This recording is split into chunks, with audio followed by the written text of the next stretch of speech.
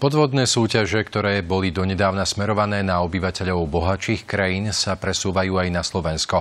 Terčom útoku sa stávajú najmä mladší a starší ľudia. Získané citlivé údaje môžu podvodníci zneužiť pri páchaní trestnej činnosti.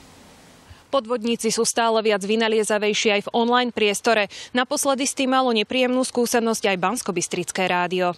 Hackeri vytvorili falošnú stránku rádia, ktorá je na prvý pohľad na nerozoznanie od originálnej webovej stránky. Táto stránka sa za nás vydáva a oslovuje našich poslucháčov s tým, že vyhrali v nejakej súťaži, ktoré mimochodom organizujeme taktiež my ako rádio. Následne vyzýva týchto našich poslucháčov, aby vyplnili formulár. V tom formulári musia vyplniť aj údaje týkajúce sa ich kreditných kariet. Takto sa dostáva podvodník k údajom, ktoré môže následne zneužiť. Podvodníci najčastejšie zneužívajú známe značky, tváre alebo spoločnosti a zároveň sa snažia vyvolať pocit naliehavosti.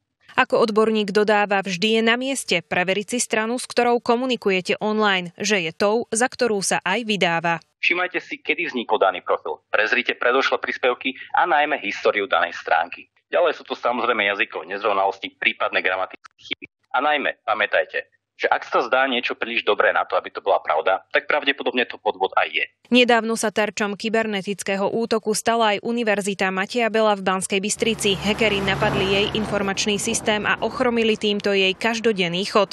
Ako nám krajská polícia Banská Bystrica potvrdila, v tejto veci už prijala trestné oznámenie. Z Banskej Bystrice Zuzana Suchaň-Filipková, televízia JOJ.